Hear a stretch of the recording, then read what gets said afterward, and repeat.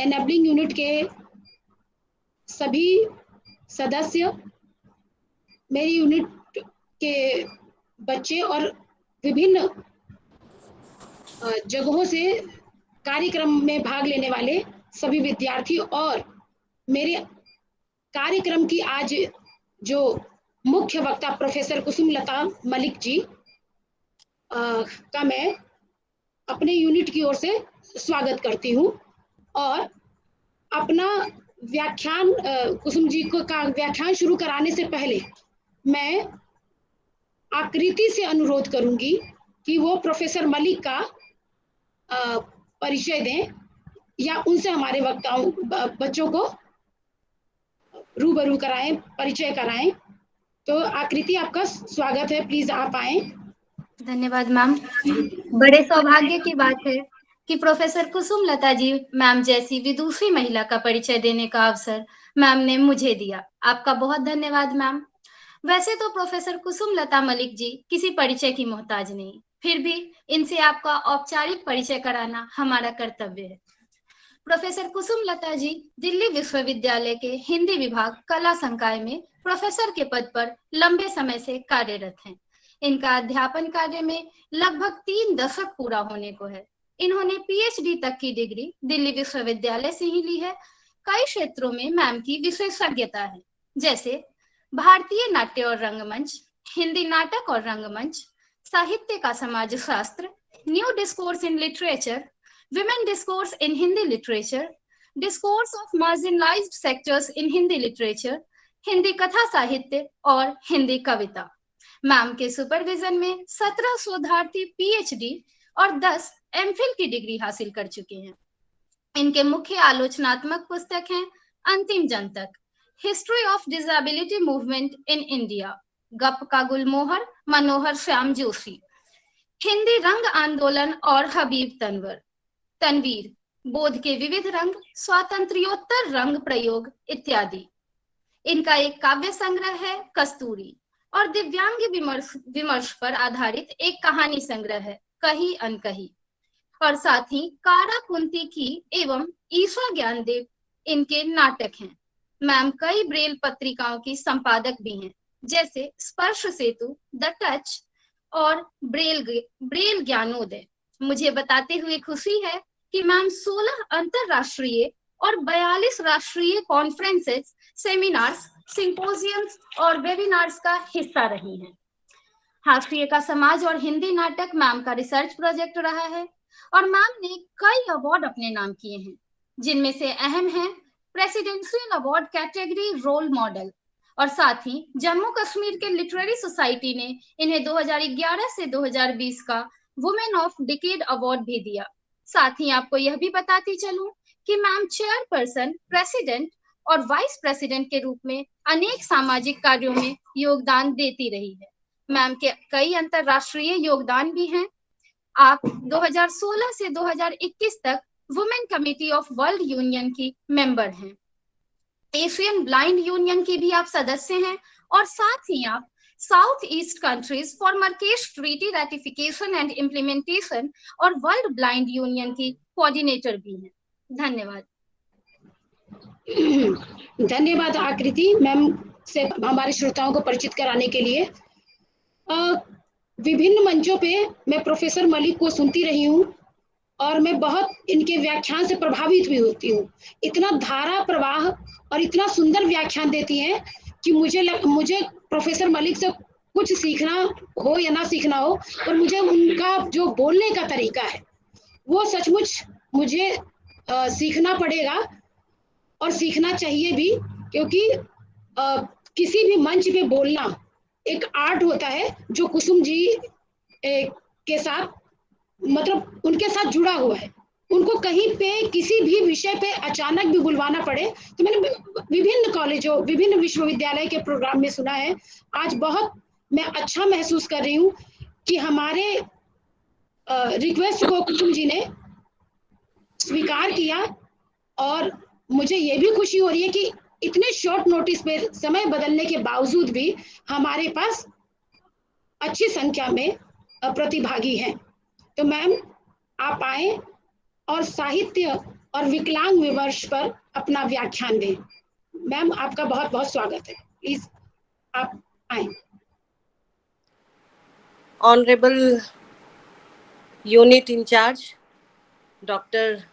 Chanda Sagar, distinguished delegates, today I stand before you all to discuss a very important issue, though hardly discussed in such a fora. Very few human rights activists have been in the forefront for advocating for full inclusion of different segments of the society, including persons with disabilities. However, such advocacy initiatives don't often include issues and rights of inclusion of subcategories within a broader category in their discourse, because you have put the subject on which I have to speak, that is intersectionality and disability. One such subcategories, LGBTQAI plus community within the disability category, and other uneducated who are living in the backward areas in the villages. It is very difficult to highlight the entire spectrum of the problems facing by them within the short period, 1 hour or half an hour, but I would venture to touch basic issues relating to their inclusion as a part of inclusion of persons with disabilities, uneducated person of disabilities, and the required actions to be taken by the institutions like you. Race, gender, ability, and sexualities function within the hegemonic discourse and socio-cultural setup is predetermined and inherently devalued as well as limited. इस बात को सभी बच्चों को बहुत अच्छी तरह से समझना चाहिए कि जब हम पर्सन्स विद डिसेबिलिटीज या ऐसे ही किसी ग्रुप के बारे में जो हमारी सोसाइटी में रहते हैं, छोटे ग्रुप जिनको निग्लेक्ट का सामना करना पड़ा है शुरू से आज तक, हम प्री डिटरमाइंड रहते हैं, पूर्वाग्रह ग्रस्त रहते हैं। हमारी सामाजिक मानसिकता, हमारा सामाजिक माइंडसेट जो है वो पूर्वाग्रहों से भरा रहता है और इनहेरेंटली डिवैल्यूड करते हैं। जैसे कि एक उदाहरण मैं आपको दूं, कहते हैं, कहावत है, बहुत आपने सुनी होगी कि अंधा गावे बहरा बजावे तो ताल कहाँ से आवे। लिटरेचर में बहुत पढ़ा होगा आपने। तो ये इनहेरेंटली मतलब डीएनए में ये आ गया है हमारे, हमने प्राचीन काल से ये समझा है कि अंधा बहुत अच्छा गा नहीं सकता, बहरा उसके साथ ताल नहीं बजा सकता। क्यों?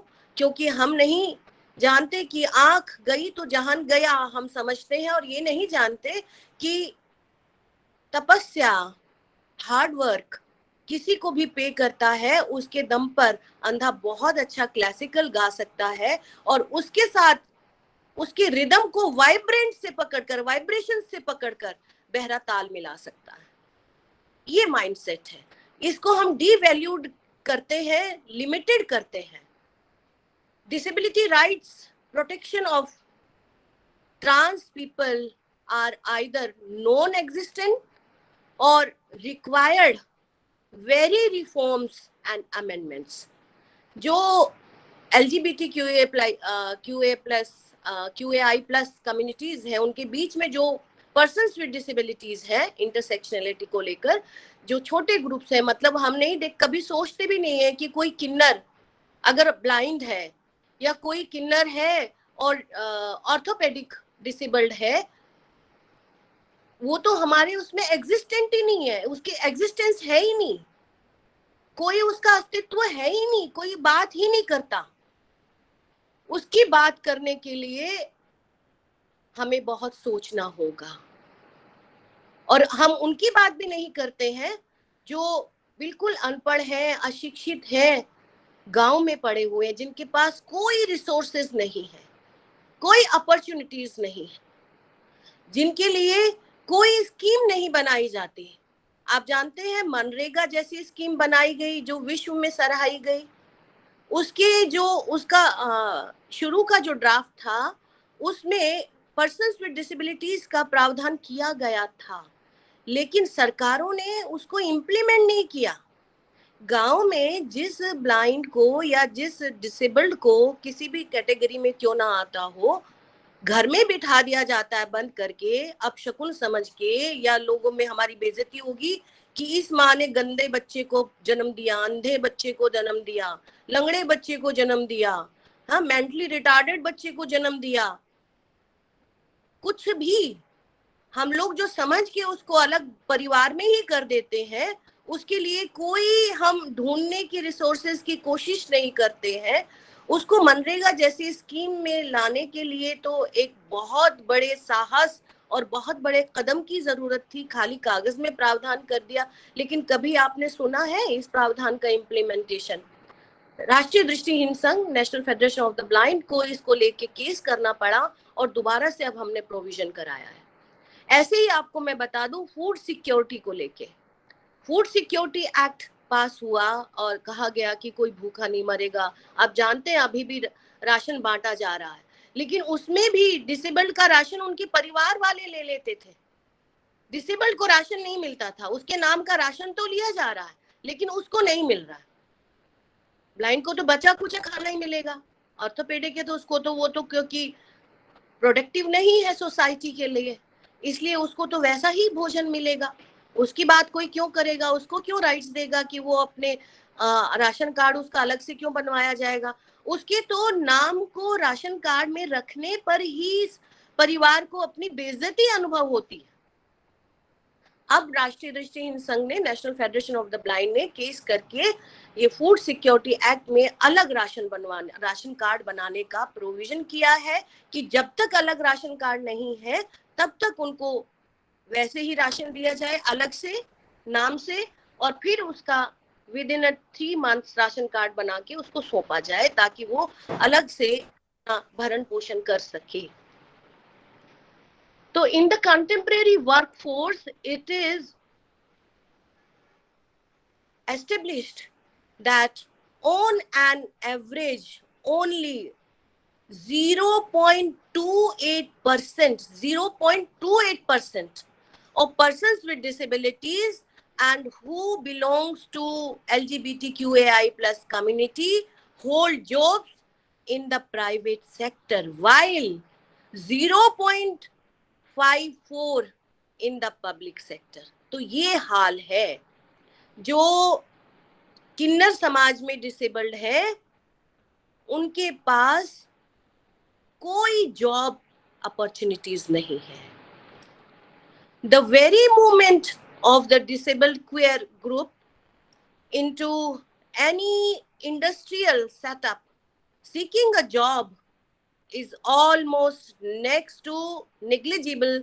Additionally, the movement on the hierarchical ladder entailing problems, promotions, growth, access to new projects or opportunities to switch jobs are fictitious tales. उनके लिए काल्पनिक है कि उनके लिए नए प्रोजेक्ट्स चलाए जाएं, खोले जाएं, या जॉब अपॉर्चुनिटीज हो या नए अवसर उन्हें दिए जाएं। ये बिल्कुल काल्पनिक कथाएं हैं उनके लिए। Therefore, discussing the premise of job opportunities of a disabled queer group or a person who is living in backward area, being industrious of an egalitarian space where one can find and build dreams into reality should be open to conversation and debate. That's why I put the facts before you. क्योंकि youngsters को सोचना चाहिए, समझना चाहिए कि बहुत important बात है, the global society even today does not give complete partnership and respect to the visually impaired people. Then how can we think of the acceptance of LGBT community or persons with disabilities or uneducated persons with disabilities?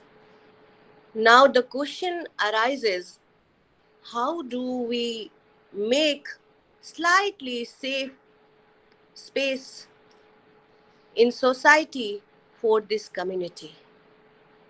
All of you know that breaking any heavy lock with a big hammer takes more energy, more labor, more efforts, more time.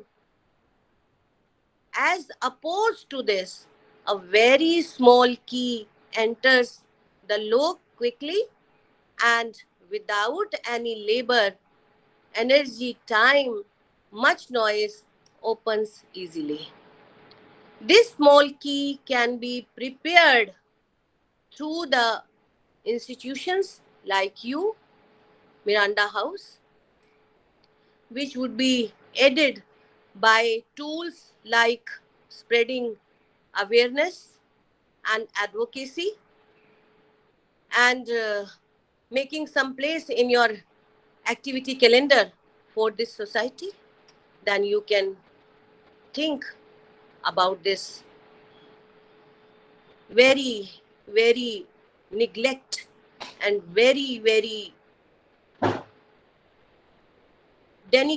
who face many types of denigrations.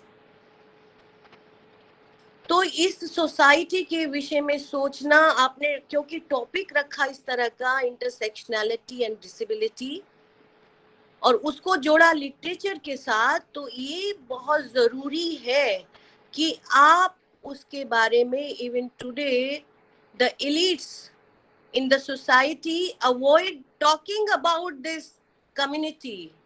जो बहुत सभ्य, बहुत highly educated professors वाला group है, वो भी avoid करता है डिस्कस करना, बात करना इस ग्रुप के बारे में, उनके साथ चलना, उन्हें अपने साथ बिठाना.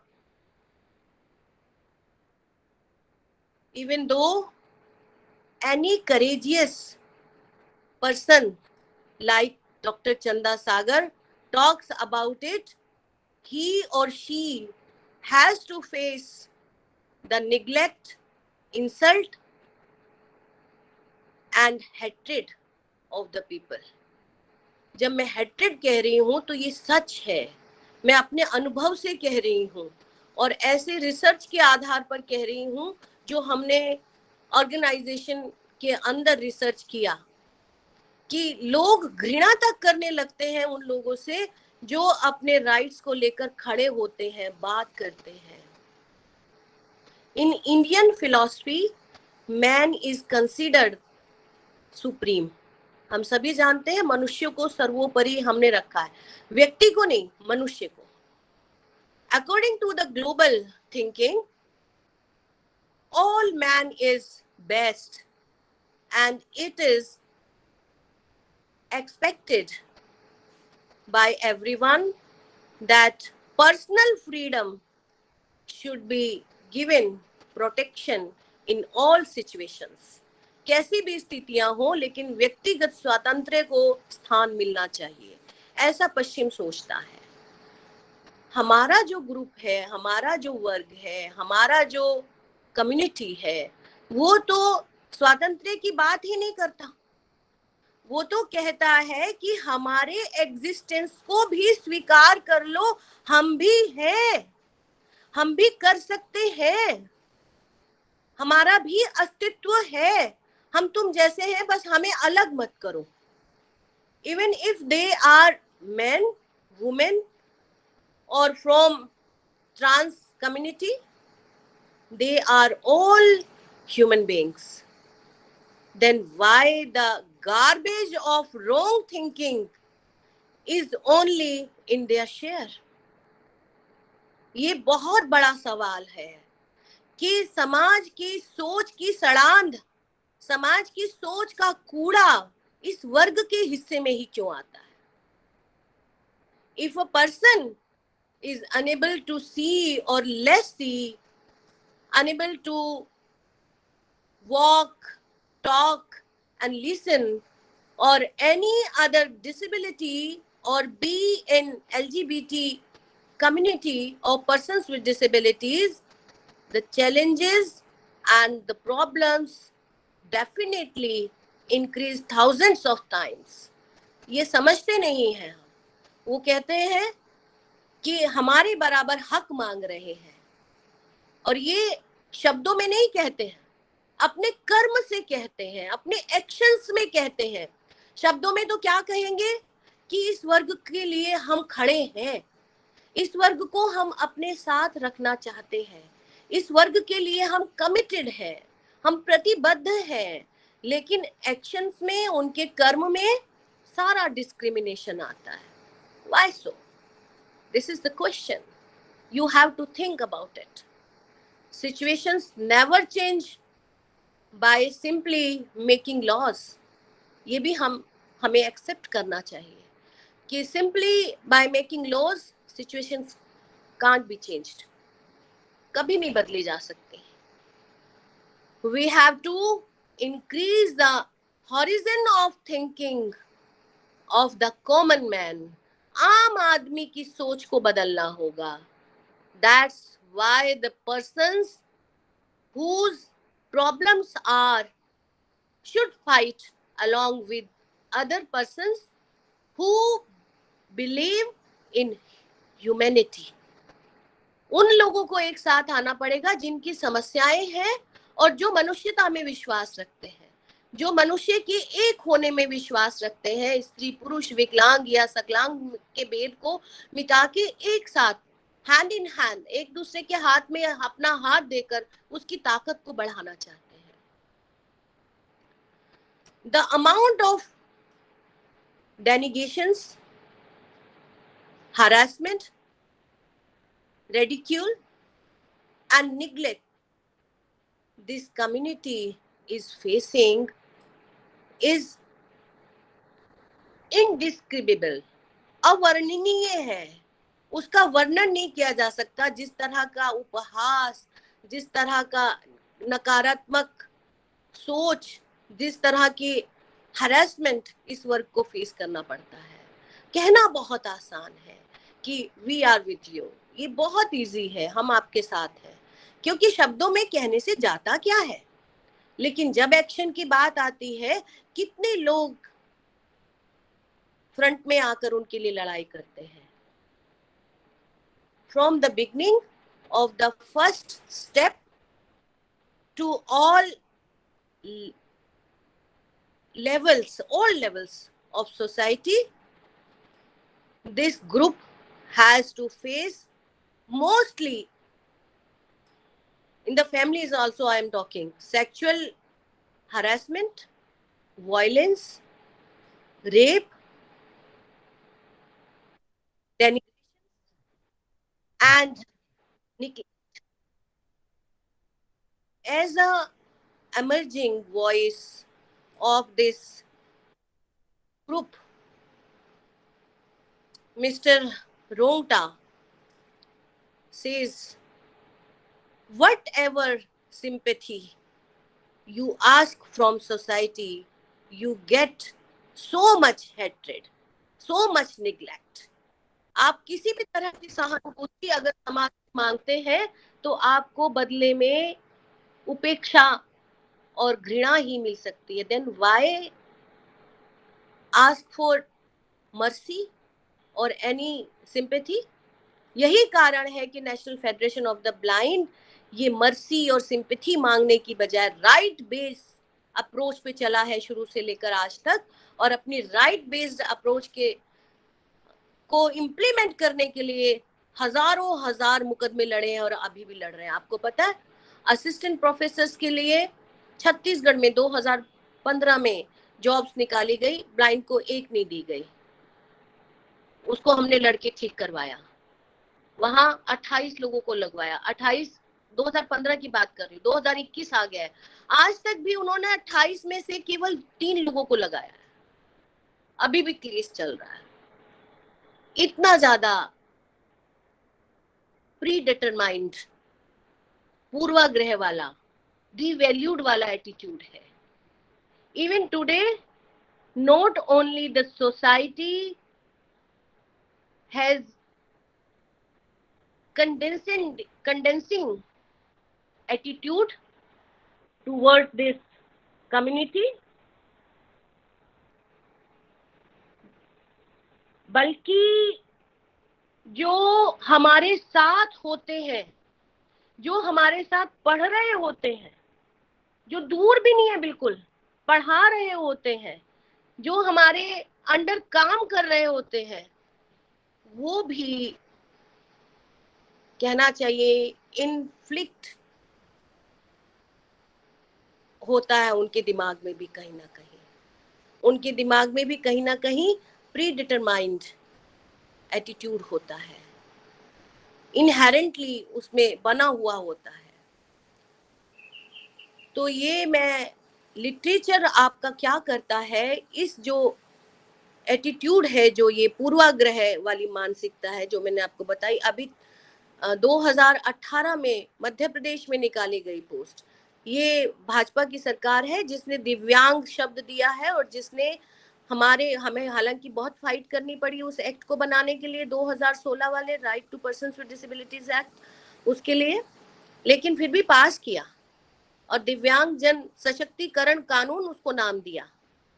मध्य प्रदेश में भी 300 के करीब पोस्ट निकाली गई और ब्लाइंड को एक नहीं दी गई, क्योंकि वो एलिजिबल समझते ही नहीं उसको, वो समझते ही नहीं कि वो कुछ कर सकता है। वही एटीट्यूड है जो कभी शताब्दियों पूर्व रहा था, हजार सहस्राब्दियों पूर्व रहा था। तो इसलिए इस माइंडसेट को बदलने का काम लिटरेचर करता है। We do, if have to think only about this subject, but we should step forward and take some useful, relive step towards it. Otherwise, there will be no change. आप ही को ये काम करना पड़ेगा, मुझे ये काम करना पड़ेगा, किसी और से अपेक्षा क्यों करें। हम हमेशा अपेक्षा करते हैं कि भगत सिंह पड़ोसी के घर में पैदा हो, क्योंकि अपने बेटे को बलिदान नहीं करना चाहते हैं। हमारी ये मानसिकता है। इसलिए जरूरत तो ये है कि अपने बलिदान को आप आगे रखें, दूसरे से अपेक्षा ना करें। अपेक्षा करे बगैर खुद को आगे लाएं, तभी हम कुछ परिवर्तन कर सकते हैं। और ये संवेदनशीलता जागृत करने में हमारा लिटरेचर काम करता है। जब मैंने कही अनकही कहानी संग्रह लिखा, 2014 में लिखा तो 2010 से था, लेकिन 14 में जिसका प्रकाशन हुआ, और उसका ये सौभाग्य है मेरा कि सेकेंड एडिशन भी 2018 में उसका स्वराज प्रकाशन से आया है। तब तक मेरे पास बहुत सारी चीजें अनुभव में आ चुकी थी पिछले, क्योंकि 97 से लेके 2014 तक मैं AICB all India confederation of the blind में आती जाती रही, वहाँ संवाद करती रही देशी विदेशी विजुअली इम्पेयर्ड लड़कियों से। उससे पहले जिस स्कूल में मैं पढ़ी हूँ, डॉक्टर चंदा भी उसी स्कूल का प्रोडक्ट है, वहाँ हम ब्लाइंड के बीच में रहते थे, तो वहाँ मैंने संवाद किया। उसके बाद की उनकी ज़िंदगी को जानने की कोशिश की, और जब यूनिवर्सिटी में 94 से पढ़ाना शुरू किया, तब मैंने मेरे जानने में आया, अनुभव में आया कि इतने बरस बीत गए, लेकिन सिचुएशंस बद से बदतर तो हुई है, बेहतर नहीं हुई है। हमें बेहतर लगता है कि मजबूरी में जो रख लिए गए क्योंकि आप अगर डिसेबल का राइट नहीं देंगे तो आप दूसरी अपॉइंटमेंट्स नहीं कर सकेंगे, ये मजबूरी बन जाती है। इस मजबूरी में आप रख लेते हैं, तो जरूरत कैसे पूरी हो? कानून से भी नहीं हो रही है, जबरदस्ती से भी नहीं हो रही है, फिर कैसे हो? तो ये बात को सोचकर मैंने इस डिस्कोर्स को मोड़ देने के लिए सबसे पहले अपना काव्य संग्रह लिखा था, जो 2008 में पब्लिश हुआ था, पांखुरी जिसका नाम था। कोई एडिशन उसका मेरे पास अभी तक, कोई बुक भी मेरे पास नहीं है, कोई भी एक भी किताब नहीं बची, डिस्ट्रीब्यूशन में सब चली गई। और जिस पब्लिकेशन से वो आया था अतलांत से, वो भी खत्म हो गया, क्योंकि उनके जो मालिक थे उनकी डेथ हो गई बहुत ही दर्दनाक स्थिति में 2010 में। तो उसका कोई प्रति मेरे पास नहीं है। अब मैं दोबारा से खुद ही लोगों से मांगती हूँ और मुझे नहीं मिल रहा है वो संग्रह, लेकिन वो डिसेबिलिटी पर आधारित था। वो लिखा मैंने ताकि लोगों में संवेदनशीलता जागृत हो, क्योंकि बिना संवेदनशीलता के हम कोई परिवर्तन कर नहीं सकते हैं। आप किसी छोटे बच्चे को थप्पड़ मार के बिठा दे, लेकिन उसके अंदर सारा विरोध खड़ा हो जाता है, वो सीखता नहीं है। वो ये प्रतिहिंसा में रहता है कि कैसे मैं इस बात का बदला लूं, भले ही आप उसके माँ बाप भी हो। ये उसको सोचने देना कि ये तुम्हारे हित के लिए मैंने ऐसा किया था और उसके लिए मैं क्षमा प्रार्थी हूँ जो मैंने थप्पड़ लगाया। ऐसा माँ बाप भी नहीं करते, क्योंकि उनका भी अहंकार आड़े आ जाता है। तो इस अहमन्यता को, इस अहंकार को समाप्त अगर कोई कर सकता है, तो वो मानवीयता कर सकती है जो साहित्य के माध्यम से हमारे बीच में पैदा की जा सकती है। तो कहीं अनकहीं में हर एक कहानी सच्ची है, लेकिन नाम और घटनाओं में थोड़ी काल्पनिकता विवरण में मैंने ले आई है, लेकिन परिणाम और स्वरूप में चीजें वैसी ही थी। प्रभाव में मैं चाहती हूँ चीजें बदल जाएं। 3 चीजें होती है, स्वरूप में जो जैसे रूप था उनका वैसा ही मैंने रखा है, परिणाम जो हुआ था दर्दनाक वही रखा है, लेकिन प्रभाव उसका जो पड़े उसमें मैं चाहती हूँ कि संवेदनशीलता हो। बहुत सेकंड एडिशन जब निकाला उससे पहले मुझे लगभग 300 लोगों की प्रतिक्रियाएं मिली, जिन्होंने पूरे भारत भर से अलग अलग विश्वविद्यालयों से मुझे इस संग्रह के ऊपर अपनी प्रतिक्रियाएं भेजी और निवेदन किया कि हम में और आवश्यकता है इस कहानी संग्रह की। तो दूसरा एडिशन निकाला और फिर उसमें मैंने एक कहानी और डाली जो डेफ एंड डम की है। आप जानते हैं, देखो कुछ भी बनना कठिन है, आप ऑर्थोपेडिक नहीं बन सकते। हम जिस समस्या का समाधान कर रहे हैं वो है फेक सर्टिफिकेशन की, जाली सर्टिफिकेट, जाली प्रमाण पत्रों की। इस पे भी हमारा केस चल रहा है। आप अंधा तो आसानी से बन सकते हैं, क्योंकि आपको आंख फोड़ने की जरूरत नहीं है, बस ये कहने की जरूरत है कि मुझे दिख नहीं रहा है कुछ भी। आप जानते हैं हमारी जॉब्स को कम से कम 10% लोग ऐसे हैं जो जाली सर्टिफिकेट, जाली प्रमाण पत्रों के आधार पर अंधे बने हुए हैं। पूरे 6x6 के जिनकी आई साइड है और वो अंधा बनकर बैठे हुए हैं जॉब्स लेके आरक्षण की। ऐसे ही गूंगा और बहरा बनना बहुत आसान है। आप कह दे मुझे सुनाई नहीं दे रहा, कुछ भी हो जाए, नहीं सुनाई दे रहा मतलब आप इनकार कर दे, बोले ना।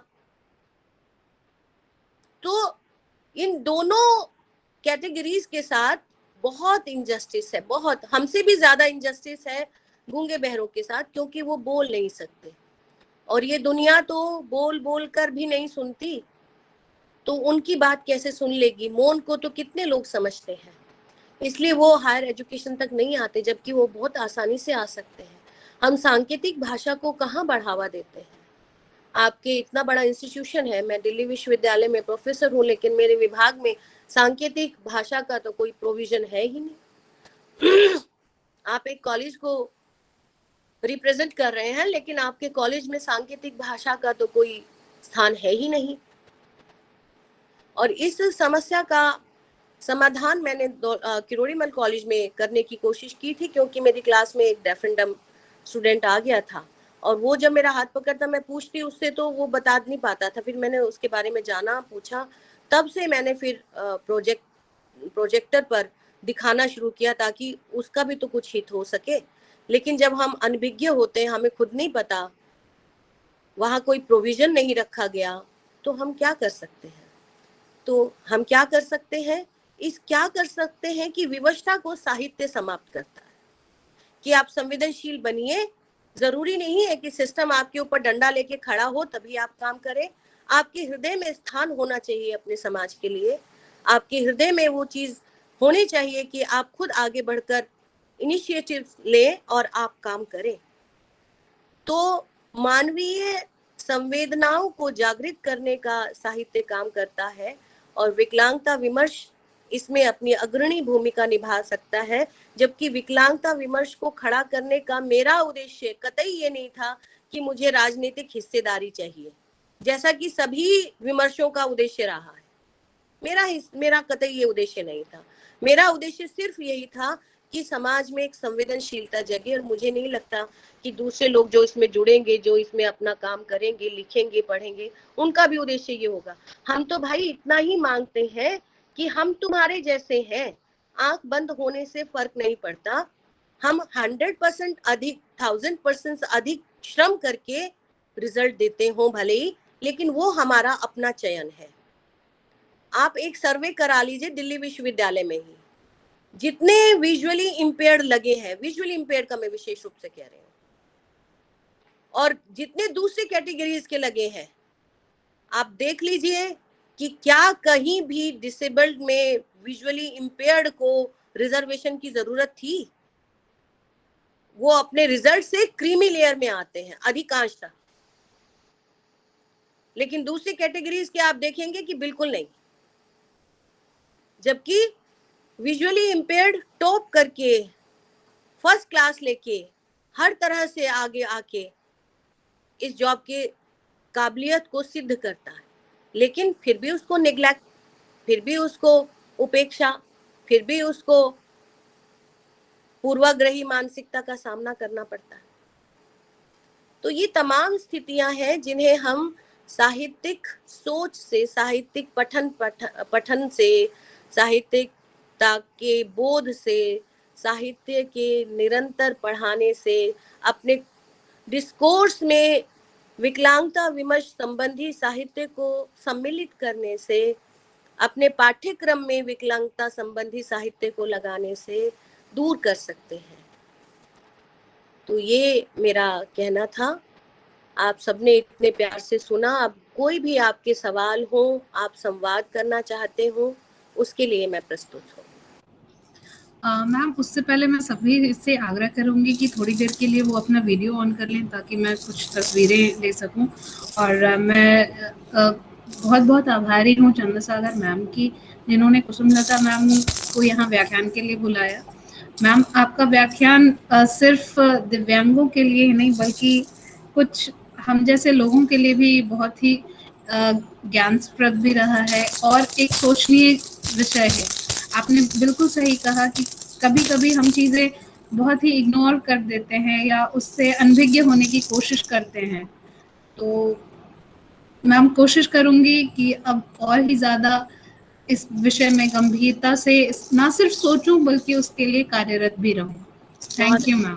प्रोफेसर मलिक के इतने महत्वपूर्ण व्याख्यान के बाद, मतलब मेरे तो अगर मैं सही बोलूं तो कुछ जो कठिन पल मैंने बिताए हैं या जो मेरा अनुभव है, मुझे लगता है हर दृष्टिहीन का अनुभव लगभग 19-20 के फासले पे सेम है। और कुसुम जी ने जो अंत में कहा, पता नहीं मुझे इस मंच पे बोलना चाहिए या नहीं, लेकिन हाँ, मैं सीधे प्रोफेसर मलिक से ये बात मंच पे ही साझा करना चाहूंगी कि किसी साइंस फैकल्टी की सीनियर टीचर बार बार मुझसे पूछती थी कि भाई तुम्हारा तो पीडब्ल्यूडी पे हुआ है। तो एक दिन उचित अवसर ढूंढ करके प्रोफेसर मलिक, मैंने उनको जवाब दिया कि मुझे पीडब्ल्यूडी कोटे की जरूरत ही नहीं थी, आप मुझे जर्नल में फाइट करने देते, और मुझे मजबूरन सूचित करना पड़ा कि मैं डीआरसी की पास आउट हूँ और आप जा करके मेरा रिकॉर्ड पता करिए, और क्यों आप लोग पीडब्ल्यूडी में मुझे रखते हैं, मुझे चाहिए ही नहीं पीडब्ल्यूडी कोटा, मैं खुद ही मना कर रही हूँ। तो दूसरी चीज, मुझे तब बहुत तकलीफ होती है कि जब साहित्य वाले संवेदनशीलता की बड़े बड़े मंचों पे बात करते हैं और अपने जीवन में उन चीजों को उतारते नहीं है। तो मुझे लगता है कि मेरे पास तो जो प्रोफेसर मलिक ने कहा वो भोगा हुआ यथार्थ उनका भी है और वही यथार्थ मेरा है, 19-20 का फर्क होगा। और हमें हर बार जीरो पे खड़ा किया जाता है, फिर भी हम अपने आप को प्रूव करते रहते हैं और आजीवन हम अपने को मतलब प्रूव करते रहेंगे कि भैया नहीं, आप कमतर आंकिए लेकिन हम तुमसे बेहतर हैं। और इन चुनौतियों के साथ ही हमें आगे का रास्ता बनाना है। मेरे जितने भी स्पेशली दृष्टिहीन जो विद्यार्थी जुड़े हैं उनको मैं कहूंगी कि अपने हर संघर्ष के लिए वो तैयार रहें, और किसी भी तरीके की कोई कठिनाई हो तो प्रोफेसर मलिक से सीधे सीधे, आप चूंकि एनएफबी से बच्चे जुड़े हुए हैं तो आप सीधे सीधे उनसे भी सुझाव ले सकते हैं, और जो मेरे लायक होगा, अगर जानकारी नहीं होगी तो मैं ढूंढ के दूंगी और जो भी संभव होगा मैं करूंगी। तो अब मैं अपने इस चीज को समेटते हुए, क्योंकि मेरा तो कुसुम जी से 100% सहमति है, हम लोग केवल ऑप्शन के रूप में चुने जाते हैं। जब 4 सखा बैठे होते हैं तो हम लोगों को इक्वल शामिल कभी किया ही नहीं जाता है। हमारा मौका तो तब आता है जब वो 3 उठ के चले जाते हैं और वो अकेला बचता है और अकेले हम बैठे होते हैं, तो हमें ऑप्शन के रूप में चुना जाता है। और मैं सभी अपने दृष्टिहीन बच्चों से रिक्वेस्ट करूंगी कि ऑप्शन के रूप में आप कभी इस्तेमाल मत होइए, अपने को इतना बोल्ड बना लीजिए कि आपको जरूरत ना पड़े किसी की। क्योंकि जब हम हमारे सामने चुनौतियां आती हैं तो हम रास्ता खुद ही निकालते हैं, हमें दूसरा कोई रास्ता नहीं निकालेगा। और हम केवल मंचों पे साहित्यकार, अधिकांश साहित्यकार बड़े बड़े मंचों पे बात करते हैं, लेकिन अपने जीवन में वो खुद ही इन सब चीजों को उतारते नहीं है। तो मैं मैम का बहुत बहुत धन्यवाद करती हूँ कि इतना महत्वपूर्ण विषय पे उन्होंने सभी का, केवल दृष्टिहीनों का ही नहीं, सभी का ध्यान आकर्षित किया। अब मैं अपने श्रोताओं से अनुरोध करती हूँ कि जिनके भी प्रश्न हैं वो अपना प्रश्न सीधे सीधे प्रोफेसर मलिक से रख सकते हैं, कर सकते हैं। अपने माइक को अनम्यूट करके ना बात कर सकते। Thank you, Professor Malik. I personally impressed with your all the facts which you given here, and I enlightened on the few facts which you discussed. You said about the person with disability, about the kinners, transgender. आप अपना नाम ज्यादा अच्छा, आपका नाम अपना परिचय तो दें। मुझे भी तो आपका परिचय मिले ना। मेरा नाम संजय वत्स है, and I personally associated with some organizations. Those are working for the physically challenged and the person with disables, and associated with Doordarshan National Channel. Okay. So all the points which you discussed here elaborately, and all the points basis on the facts, I 100% agreed with you, ma'am. But आपने एक point यहाँ पे रखा है कि food security की बात आपने की कि फिजिकली चैलेंज्ड या विजुअली इम्पेयर्ड लोगों का राशन कार्ड अलग होना चाहिए।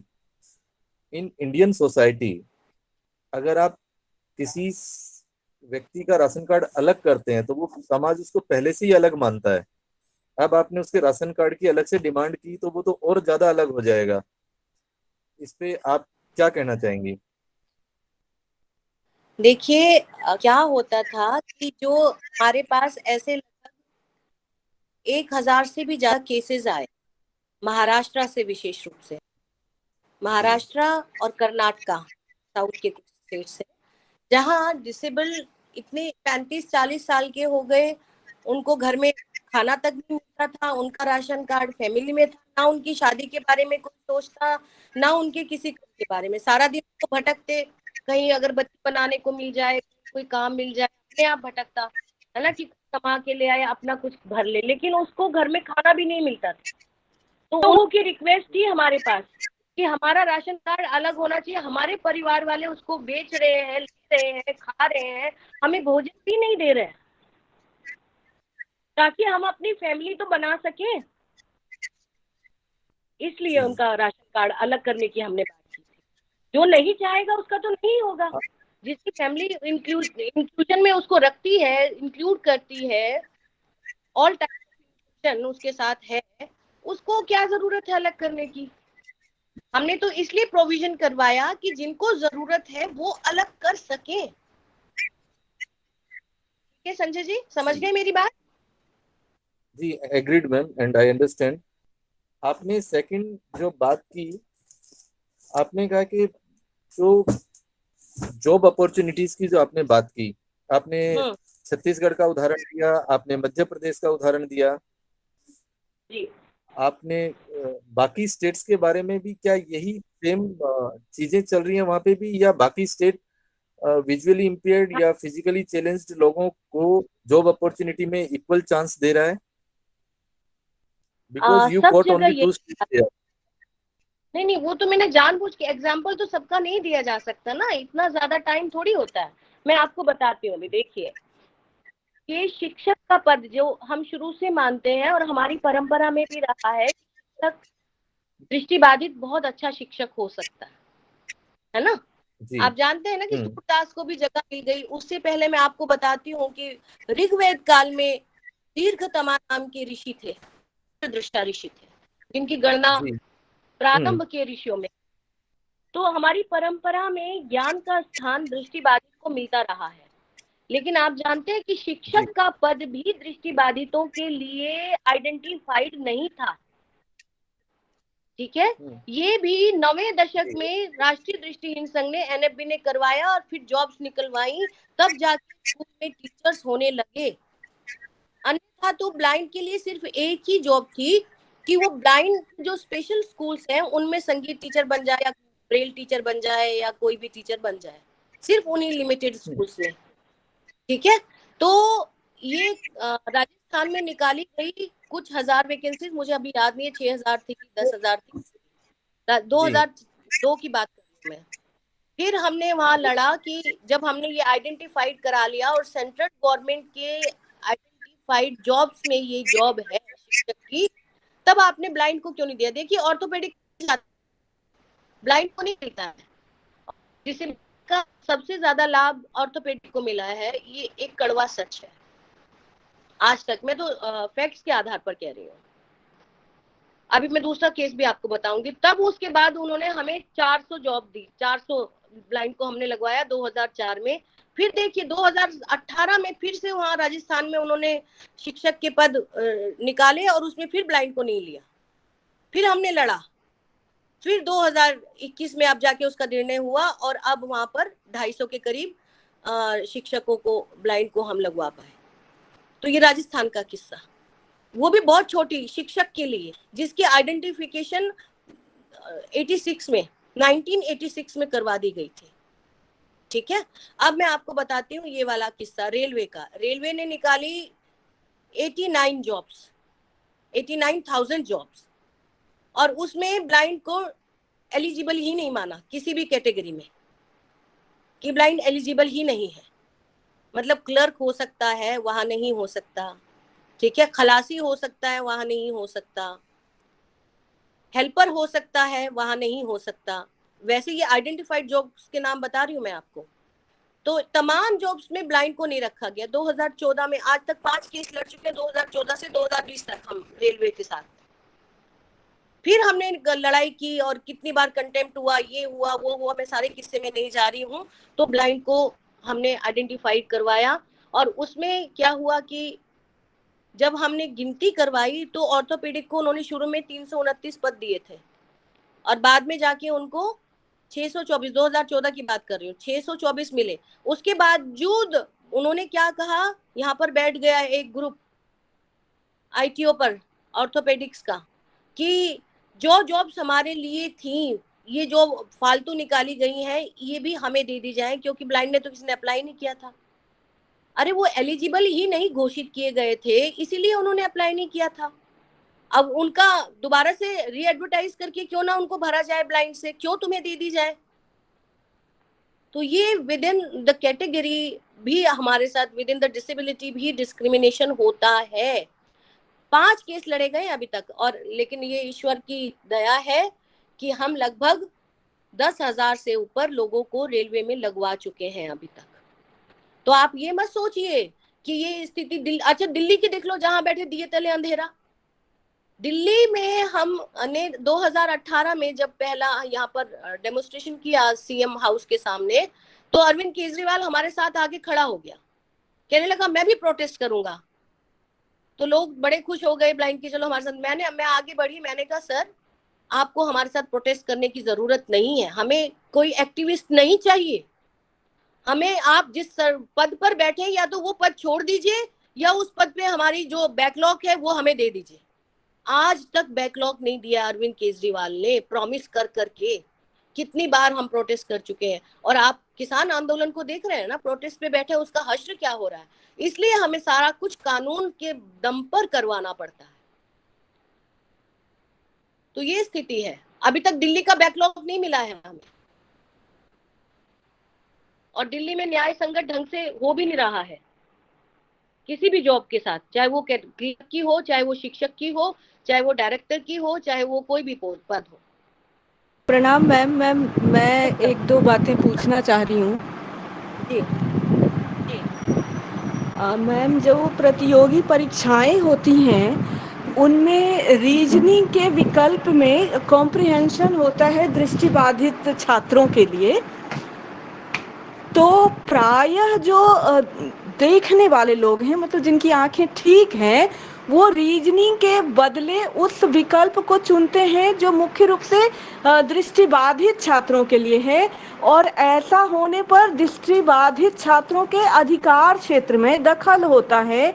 तो मेरी ये गुजारिश है कि यदि आप किसी मीटिंग में इस बात को रख सकें तो दृष्टिबाधित छात्रों के प्रश्नावली का जो उत्तर हो उसका क्रम अलग हो, या वो पूरा क्वेश्चन का सेट अलग हो, ताकि कोई भी आंख वाला व्यक्ति दृष्टिबाधित छात्रों के अधिकार क्षेत्र में दखल ना करे और वो रीजनिंग के बदले उस कॉम्प्रिहेंशन को ऑप्ट करके दृष्टिबाधित छात्रों की प्रतियोगिता को कठिन ना बनाएं।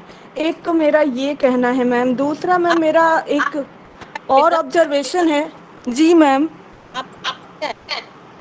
जी मैम।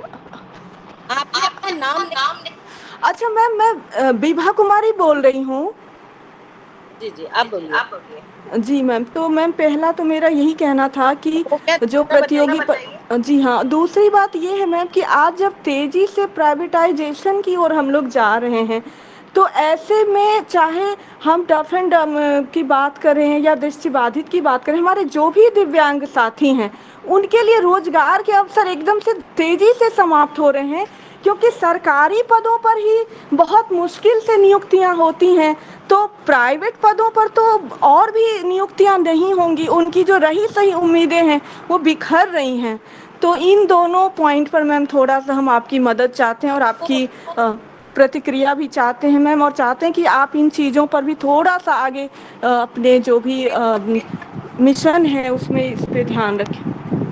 प्रणाम करती हूँ कि आप जैसी इतनी संवेदनशीलता से सोचती हैं। जब मैंने जाली प्रमाण पत्रों की बात की थी तो आपको ये बात समझ में आनी चाहिए थी बेटा कि ये तो बहुत छोटा सा मामला है जो आप कह रही हैं। यहाँ तो पूरे 100% ब्लाइंड बन के जॉब लेके बैठे हुए हैं, जिन्हें हम निकलवा ही नहीं पा रहे हैं आज तक, जो अपनी गाड़ी खुद चलाते हैं, जो बाइक पर चढ़कर आते हैं खुद अपनी, जो कार ड्राइव करते हैं, वो लोग ब्लाइंड बन के बैठे। और दूसरी बात जो आपने कही है कि प्राइवेटाइजेशन जिस तरह से हो रहा है और सरकारी जॉब्स, बिल्कुल सच बात है ये। इसीलिए जो तकनीकी ज्ञान है उसके माध्यम से दृष्टिबाधितों को सक्षम करने के प्रोजेक्ट्स सभी ऑर्गेनाइजेशन चला रहे हैं, जिसपे national federation of the blind भी है। Yes, thank you ma'am, thank you so much. और कोई प्रश्न डॉक्टर चंदा? ठीक है मैं बहुत ध्यान से सुन रही हूँ और बहुत महत्वपूर्ण दोनों श्रोताओं ने प्रश्न पूछा, और मैं आपको बधाई देना चाहूंगी कि शायद आपके संघर्ष के वजह से ही बहुत सारे पिछले 8-10 सालों में मैंने बहुत सारे यहाँ से जो बच्चे पास आउट हैं वो रेलवे में इस समय कार्यरत हैं। तो शायद आपके संघर्ष का परिणाम हमारे बच्चों तक मिला है, उसका फायदा हमारे बच्चों को पूरी तरीके से मिला है। तो इसके लिए आप बधाई की पात्र हैं। किसी और का प्रश्न है? सुरभि? Hello ma'am. जी यस। आपने अधिकार और अहंकार की बात जो की, तो आप पिता अपना नाम जी संजय वत्स। जी, अच्छा बताइए। संजय वत्स आपने को कहा लगता कि है पिता बहुत सवाल है आपके। हाँ, बहुत अच्छी अ, बात है। बस लास्ट है मैम। नहीं नहीं, और भी आपने पूछ। अधिकार जी आपने हम्म, अधिकार और अहंकार की बात की, तो कोई भी पिता या परिवार के लोग हो सकता है अधिकार बस अपने बच्चे को समझाने के लिए प्रयास करें, और बच्चा अहंकार बस उसको नेगेटिव या नेगेटिविटी की तरफ लेके जाए कि चूंकि मैं दृष्टिबाधित हूँ या मेरे साथ ये प्रॉब्लम है इसलिए मुझे इस तरीके से समझाया जाता है। तो इसमें बहुत स्कोप रहता है एक मिसअंडरस्टैंडिंग क्रिएट होने का। तो इसको कैसे रिड्यूस करेंगे?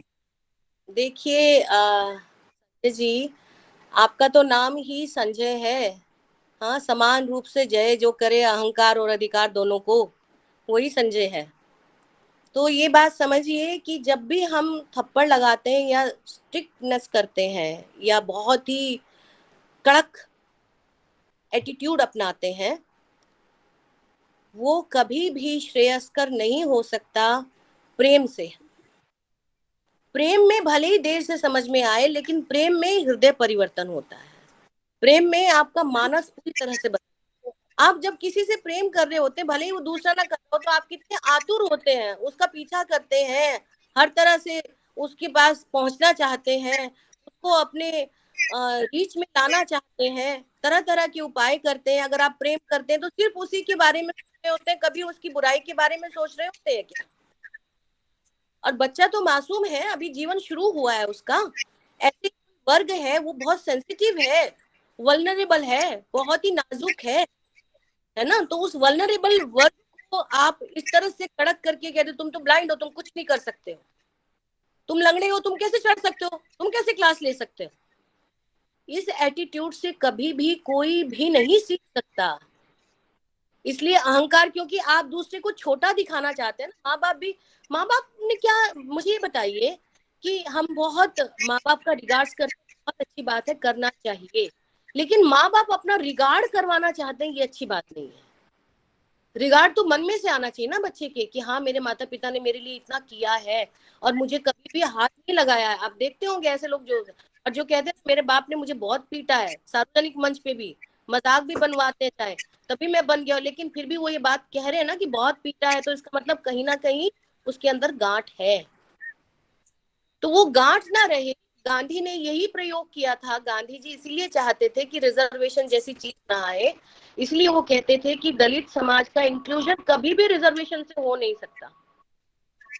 देखिए डिसेबल्ड को, क्योंकि वो ऑल टाइप ऑफ सोसाइटी के ऑल सेगमेंट्स में से है, सभी में से, रिच में से भी है, क्षत्रिय में से भी है, ब्राह्मण में से भी है, सब में से है ना। तो डिसेबल्ड को देना, क्योंकि वो विकल अंग है, कि विकलांगता को देखकर, उसके बाह्य रूप को देखकर आप उसकी आंतरिक क्षमताओं का मूल्यांकन नहीं करते, कि उसके लिए रिजर्वेशन बनता है। लेकिन हम देखते हैं कि समाज का हर वर्ग तो रिजर्वेशन चाहता है, लेकिन कहाँ रिजर्वेशन मिलेगा यार, बचा क्या है और आगे बचने वाला क्या है। हम तो सब कुछ मल्टीनेशनल देने को लिए, कोई भी हमारा प्रधानमंत्री आए पूरी हाथ जोड़ के नतमस्तक होके खड़ा है कि आइए आइए आइए, ले जाइए हमारे यहाँ इन्वेस्ट कीजिए, इन्वेस्ट कीजिए 50 और कमाइए 5 लाख रुपए, 5 करोड़ रुपए, इन्वेस्ट कीजिए 50 रुपए, पर इन्वेस्ट कीजिए अपने रिसोर्सेज को। आप देख रहे हैं हमारे जहां पर कोका कोला की फैक्ट्रीज लगी हुई है, आपको पता नहीं है वहां अंडरग्राउंड वाटर खत्म हो चुका है। तो हम कहा, हम तो धरती के नीचे का भी बेच रहे हैं, ऊपर का भी बेच रहे हैं, सब कुछ बेचने पे खड़े हुए। तो ऐसे में हमारे वर्ग की जो स्थिति है वो और भी ज्यादा नाजुक पड़ रही है। उसको सोचना पड़ेगा, पॉलिसी को भी रिस्ट्रक्चर करना पड़ेगा, आज नहीं तो कल। और पहली बात तो सबको, हमने जो सिस्टम अपनाया, खैर अब विचार हो जाएगा, उस सिस्टम से ही इत्तेफाक नहीं रखती हूँ, उस सिस्टम से ही मेरा कोई इत्तेफाक नहीं है, जो पॉलिटिकल सिस्टम है पूरा, जो गांधी के विरोध के बाद हमने अपना। गांधी तो इसके कभी भी पक्ष में नहीं थे, पक्षधर नहीं थे कभी भी, जिसके कारण हमारे यहाँ देखिए 127 कंपनियां थी। मैं आपको एक जानकारी के लिए बता दूं, जिस समय भारत आजाद हुआ मल्टीनेशनल की 127 कंपनियां थी, जिसमें ईस्ट इंडिया कंपनी नंबर 1 थी। तो नेहरू से कहा गया, ब्रिटेन के प्रधानमंत्री द्वारा, कि भाई हम तुम्हें आजादी दे रहे हैं, लेकिन हमारी कंपनीज का क्या होगा? तो नेहरू ने क्या जवाब दिया कि कुछ नहीं होगा, 126 कंपनीज को तो मैं रख लूंगा, लेकिन इंडियन कंपनी को ले जाना, क्योंकि उसी के बारे में विरोध है। तो 126 कंपनियां तो लूटती रही ना हमें, और उसके बाद आज कितनी 26 हो चुकी है आप जानते हैं। हम तो उनको ब्लू बॉन्ड को हम समझते हैं कि हमारी कंपनी है, हम तो हिंदुस्तान लीवर को समझते हैं कि हमारी कंपनी है, जो कि विदेशी कंपनी है। हमें तो इतना भी बोध नहीं रहा है आज, जो लूट रहे हैं हमें हर तरह से। और इस देश का क्या होगा, इस देश के रिसोर्सेज का क्या होगा? आपका अहंकार तो धरा धरा रह जाएगा जब हम अपने बीच में इतनी फाके पैदा कर लें। क्या काम हो, धैर्य से जो काम हो सकता है, गंभीरता से सोचने पर परिणाम लाने से जो काम हो सकता है, वो उत्तेजना में कभी भी नहीं हो। Thank you very much, ma'am. You really enhanced my knowledge and thought process with how I think about the disability and the other part of the society. I to enlighten me. Thank you very much, ma'am. Hello ma'am. Hello बेटा। जी ma'am, good afternoon ma'am. मेरा नाम सुनील नामदेव है, मैं MP Chhatarpur से belong करता हूँ। और ma'am मेरा आपसे एक सवाल था, एक्चुअली मैम उसको आपको रखना चाहिए। मैम मेरा सवाल ये था कि जैसे बोर्ड एग्जाम होते हैं और एक ही समय पे मैम एग्जाम होते हैं, चाहे वो ब्लाइंड स्टूडेंट के हों या नॉर्मल स्टूडेंट के हों, एक साथ ही टाइम टेबल डिसाइड होता है। मैम इससे क्या प्रॉब्लम्स आ जाती हैं कि मैम राइटर्स मिलने में मैम बहुत, हेलो आवाज आ रही है? राइटर नहीं मिलता, यही कह रहे हो ना? मैम मैं ये कहना चाह रहा हूँ कि मैम राइटर्स मिलने में मैम बहुत प्रॉब्लम्स हो जाती है। तो मैम मैं ये कहना चाह रहा था मैम कि जो ब्लाइंड स्टूडेंट थे मैम, उनके पेपर में उनका टाइम टेबल थोड़ा अलग से रखा जाए मैम तो अच्छा होगा। बट मैम टाइम तो डिसाइड वो लोग अलग से कर देते हैं, लेकिन मैम राइटर्स मिलने में मैम बहुत प्रॉब्लम्स होती है, क्योंकि उसी टाइम पे उन स्टूडेंट के पेपर होते हैं मैम। तुम्हारी बात समझ ली बेटा मैंने, लेकिन बहुत कड़वा सच कहने जा रही हूँ मैं, और उस तुम्हें आज नहीं स्वेलो करोगे उसको तो कल करना पड़ेगा।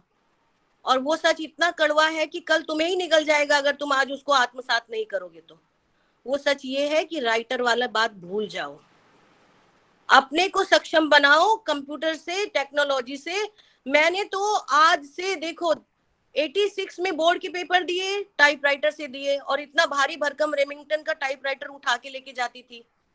तमाम बोर्ड के, तमाम यूनिवर्सिटीज के, यहाँ तक कि अपना थीसिस लिखना, अपने एमफिल के पेपर देना, सब मैंने टाइपराइटर से दिए।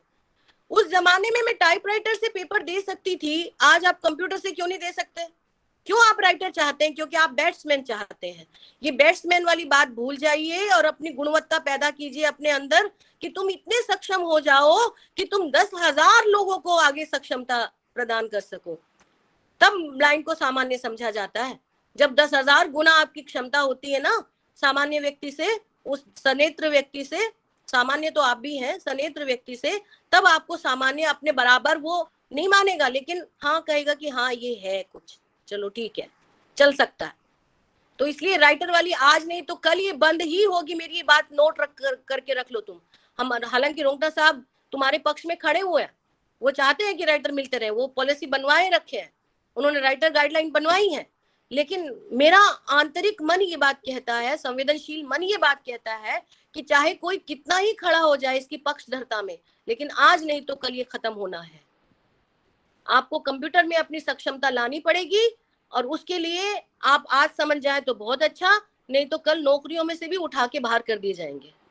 आप देख रहे हो ना। सैल्यूट मैम सैल्यूट, आपको सलाम करती हूँ, बहुत अच्छी लगी आपकी ये बात।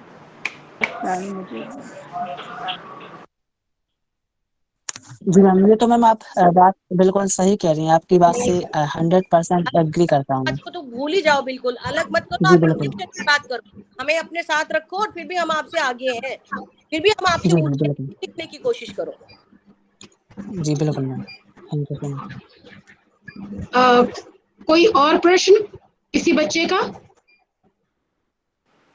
कंक्लूड कर दो डॉक्टर चंदा। जी जी। Hello, excuse me ma'am. बोलिए। मैम मेरा नाम मुस्कान है। मैम मेरा नाम मुस्कान है। मैम मुझे आपकी बातें बहुत अच्छी लगी। सबसे पहले तो ma'am kudos to you ma'am कि आपने कहा about LGBTQIA+ community specially in disability sector, और वो भी इंडिया में, कि उनको इतना मार्जिनाइज करके रखा हुआ है। ऐसे ही अगर कोई क्वेर सेक्टर से आता हो इंडिया में तो, और वो डिसेबल नहीं हो तो भी उसे इंडिया में इतना होमोफोबिया का सामना करना पड़ता है, और अगर वो डिसेबल है तो फिर तो बात ही क्या है उसकी। सो आपने ये मुद्दा उठाया, मुझे बहुत पसंद आया। इसके अलावा मैम एक बात मैं आपसे, आपने कहा कि फेक सर्टिफिकेट वाला बात, मैं आपसे अग्री करती हूँ मैम। बट एक चीज जो मैंने देखी है, आपने कहा कि हम जो लोग ले जा चुके हैं हम अब उनसे तो वापस नहीं ला सकते वो फेक सर्टिफिकेट। वो उनको तो हम प्रूव नहीं कर सकते कि वो ब्लाइंड नहीं है या विजुअली इम्पेयर्ड नहीं है। पर जो लोग अब, मैम मैं अपनी बात करती हूँ, मैंने अपनी पूरी जिंदगी मेन स्ट्रीम इंस्टीट्यूशन में बिताई। मेरे को नहीं पता था कि मेरे को कोई इशू है, मेरे को दिक्कत थी, बट मेरे को लो विजन था। फिर मेरी इंग्लिश टीचर ने मुझे बताया कि मुस्कान जाओ, कुछ सर्टिफिकेट या कुछ मेडिकल होता है जिससे तुम्हें बोर्ड एग्जाम्स में बड़ा क्वेश्चन पेपर मिलेगा लॉन्ग फॉन्ट का, तो तुम्हें लिखने में हेल्प हो जाएगी। तो मैम मैं गई, मैम मेरे को लिटरली साइकोलॉजिकली हरास किया गया। सरकारी डिस्ट्रिक्ट हॉस्पिटल्स होते हैं, वहां पे उनके पास इक्विपमेंट्स या मशीन्स तो होती नहीं है कि वो एक इंसान का अच्छे से चेकअप कर सके, और उसके बाद वो आपको रूम में बैठा के सारे डॉक्टर्स घेर के आपको हरास करते हैं, पोक करते हैं कि चलो बताओ कि तुम जहां तक कर रही हो या फिर तुम सच बोल रहे हो, तुम्हें सच में इशू है या नहीं। तो मैम आपको ये लगता है कि ये सोल्यूशन जो डॉक्टर्स ने निकाल रखा है कि जो लोग फेक मैं तुम्हारी बात समझ गई हूँ, लेकिन एक बात मैं तुम्हारे माध्यम से, मुझे बहुत दुख है कि ऐसा हुआ और होता है। आप समझते हो, एक रेप हो जाए, महिलाओं को पुलिस स्टेशन जाके क्या झेलना पड़ता है, आप जानती है ना। तो फिर आप इस बात को मत सोचो, ये सोचो कि तुम एक उसी सिस्टम में तुम टक्कर मारने गई थी। इसीलिए ऑर्गेनाइजेशंस होती हैं। आप अपने ऑर्गेनाइजेशंस को ज्वाइन कीजिए और अपने ऑर्गेनाइजेशंस के माध्यम से काम करवाइए। ये मैं सभी को कह रही हूँ कि ऑर्गेनाइजेशन आपके पीछे जब कोई बड़ा हाथ नहीं होगा ना, नहीं मालूम नहीं होता, मुझे मालूम है, इसीलिए मैं बता रही हूँ ताकि आप 1000 लोगों को और बताएं। ऑर्गेनाइजेशंस आपके सर्टिफिकेट बनवा के देंगी, आपकी परीक्षा करेंगी, ऑर्गेनाइजेशंस आपको हर तरह की सहूलियत दिलवाने की कोशिश करेंगी, लेकिन ऑर्गेनाइजेशन से जुड़िए। ये ऑर्गेनाइजेशंस की जरूरत नहीं है, ये आपकी भी जरूरत है। इसलिए बेटा अकेला देख के तो कोई भी आपका हैरेसमेंट करेगा, कोई भी करेगा। आपकी आंखें, जिसको टोटली ब्लाइंड है, जन्मांध होते हैं, उनकी आंखें खराब नहीं होती, उनकी आंखें देखकर उनका हैरेसमेंट होता है। आप क्या बात करो जो लाइट भी नहीं दिखती जिनको, तो आपको तो आप तो फिर भी लो विजन थी, है ना। मैम मैं आपकी बात बिल्कुल मान गई, और बिना ऑर्गेनाइजेशन के मैंने टक्कर दी मैम। मैं जब अपना LV प्रसाद गई थी तो वहां उनके पास ये हक होता है कि वो आपको डिसेबिलिटी सर्टिफिकेट बना के दे सकते हैं।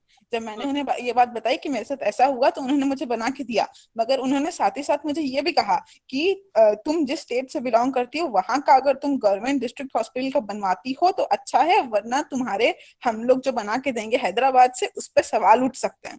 तो मैम मैं अगली बार गई, मैं दोबारा उसी हॉस्पिटल में गई, मैंने उसी डॉक्टर के सामने जाके बोला, एक तरफ मैंने उनका सर्टिफिकेट रखा, एक तरफ मैंने उन्होंने मुझे LV प्रसाद बना के दिया था वो रखा, और मैंने कहा मैम आप देख सकती हैं LV प्रसाद एक बहुत ही मतलब बेस्ट हॉस्पिटल है जिसके पास इतने अच्छे इक्विपमेंट्स हैं, और आपके हॉस्पिटल की हालत मैं देख रही हूँ, जिससे मैंने बाय द वे रिकॉर्ड किया है। और नेक्स्ट हफ्ते मेरी हमारे स्टेट के हेल्थ मिनिस्टर के साथ मैंने अपॉइंटमेंट ले रखी है, और मैं उन्हें अपनी बातें बताने वाली हूँ कि मुझे क्या क्या यहाँ झेलना पड़ा था। अब बाकी आपके हाथ में है कि आप कैसे करेंगी, और मेरे हाथ में है। मैम वो डॉक्टर हंसने लगी, वो मंडे का दिन था और यहाँ पे बुधवार के दिन डिसेबिलिटी सर्टिफिकेट्स बनते हैं। वो मंडे का दिन था, 2 घंटे के अंदर अंदर उन्होंने मेरे को नया परमानेंट डिसेबिलिटी सर्टिफिकेट बना के हाथ में रख दिया, और उन्होंने कहा बेटा सॉरी। तो ये बताओ, देखो बेटा, मैं उसी वो विषयांतर हो जाता है। हमारे यहाँ कोई भी एक एडमिशन लेने के लिए, एक बच्ची को एडमिशन दिलाने के लिए पॉलिटिकल अप्रोच क्यों लगानी पड़ती है, सोचो। और फिर हम उन्हीं नेताओं को, सड़ांध भरे नेताओं को, हम उनको वोट दे देते हैं। अरे यहाँ जनता के लिए सिस्टम है ही नहीं, यहाँ तो सारा सिस्टम अंग्रेजों की नकल पर बनाया हुआ नेताओं के लिए सिस्टम है, जनता के लिए नहीं है। सड़क क्यों मांगनी पड़ती है मुझे?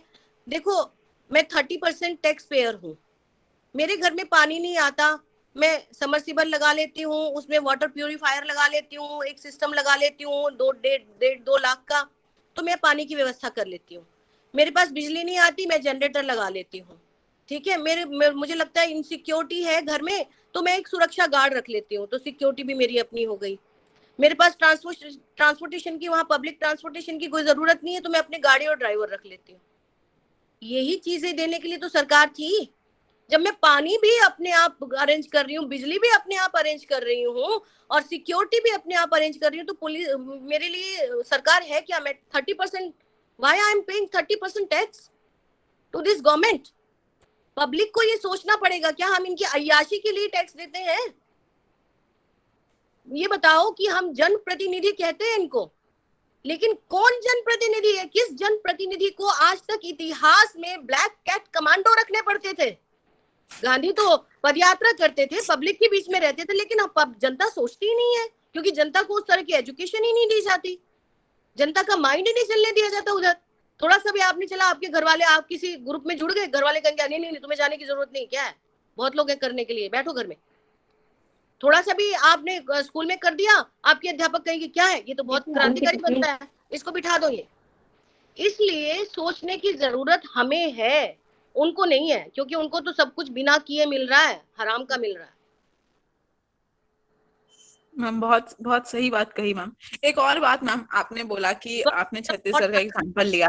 बोलो बोलो बेटा। मैम आपने यहाँ पे उठाया जॉब्स के बारे में छत्तीसगढ़ में कि असिस्टेंट प्रोफेसर का, तो मैम जॉब देने के लिए लड़ना पड़ता है मैम, पढ़ने के लिए लड़ना पड़ता है। यहाँ जैसे किसी ने कहा पॉलिटिक्स के बिना सब कुछ करना पड़ता है आपको, इसलिए तो हम न्यायालय का सहारा लेते हैं। वो तो न्यायालय में थोड़ी संवेदनशीलता है, अदरवाइज तो हम कहीं के नहीं थे, कहीं के। संवेदन मैम लॉस नहीं सुनते मैम। अभी आपने बताया कि राइटर गाइडलाइंस हैं, स्क्राइब लॉज हैं, मेरे को भी मिला था स्क्राइब लॉ, जिसमें लिखा था कि आप किसी भी स्क्राइब को ले जा सकते हैं, ये इंस्टीट्यूशन की जिम्मेदारी है कि वो लोग अपने सीसीटीवी कैमरास लगाएं, इन्विजिलेटर्स लगाएं, ताकि हम चीटिंग ना। बिल्कुल इन्विजिलेशन पुख्ता करो आप सबका।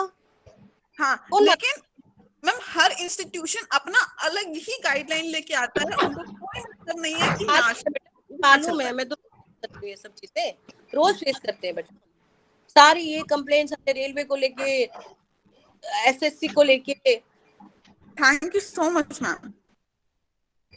मैम प्रोफेसर मलिक, आपको महसूस हो गया होगा कि आपका व्याख्यान कहाँ तक लोगों को उद्वेलित कर रहा है, और लोग शायद जानबूझ करके ही अब समेटना चाहते हैं, अदरवाइज आप टाइम दे तो मुझे लगता है इनके प्रश्न नहीं खत्म होंगे। लेकिन मुझे बहुत अच्छा लगा कि काफी पार्टिसिपेंट शॉर्ट नोटिस पे, समय चेंज होने के बावजूद भी अच्छी संख्या में हमारे पास थे, और बहुत महत्वपूर्ण प्रश्न श्रोताओं ने रखे भी। और मुझे लगता है कि अगर आप समय देती तो शायद कुछ और प्रश्न निकल के आ जाते। चैट बॉक्स में भी आपके लिए बहुत सारे कमेंट्स आए हैं मैम, जो मैं पढ़ नहीं पाऊंगी। मेरे बगल में बच्चा बैठा वो बोला है लगातार मैम का जो व्याख्यान है उसको लोग सराह रहे हैं, तो मैम बहुत सराहना मिली है चैट बॉक्स में आपको। इतने महत्वपूर्ण व्याख्यान के लिए मैम मैं धन्यवाद करती हूँ आपका कि आपने महत्वपूर्ण अपना टाइम निकाला और हमारे कार्यक्रम में आप आई। इसी के साथ मैं इस कार्यक्रम की समाप्ति करती हूँ। धन्यवाद मैम। मैम को नमस्कार। नमस्कार मैम, बहुत ही ज्ञानवर्धक व्याख्यान रहा और बच्चों को तो जबरदस्त प्रेरणा मिली होगी और शक्ति भी। आपका नाम क्या है? और अभिदा? मैं अंजू कर्ण। चंदा दी, सच में इस बात के लिए साधुवाद कि इतना सुंदर व्याख्यान वाला आपने ऑर्गेनाइज किया। Thank you so much ma'am. Time निकाला। जी जी बिल्कुल। मुझे लगता है कि हमारे बच्चे, चाहे वो साइटेड बच्चा हो चाहे दिव्यांग बच्चा हो, सभी इस प्रोग्राम के बाद डिस्कस अवश्य करेंगे और सोचेंगे भी कि हमें किस तरीके से समाज में चेंज लाना है, क्या चीज करें कि जो समाज में कठिनाइयां हैं वो थोड़ा आसान हो सके, उनकी जिंदगी भी आसान हो सके, दूसरों की जिंदगी भी आसान हो सके। तो मैं प्रोफेसर मलिक का बहुत बहुत धन्यवाद करती हूँ। किसी और को कुछ तो नहीं बोलना है, क्योंकि मैम के कहने पे ही मैंने इसको एंड किया है। किसी और को कुछ बोलना है तो बताओ फटाफट, जल्दी जल्दी। मैम अभी आई डोंट थिंक सो कि अभी कोई और है जिन्हें प्रश्न पूछना है, तो we can conclude this programme. Thank you everyone, thank you for joining this on such a short notice, and I have clicked photographs so that we will be just having it with the enabling unit Miranda House. Thank you all, thank you for thought-provoking questions also.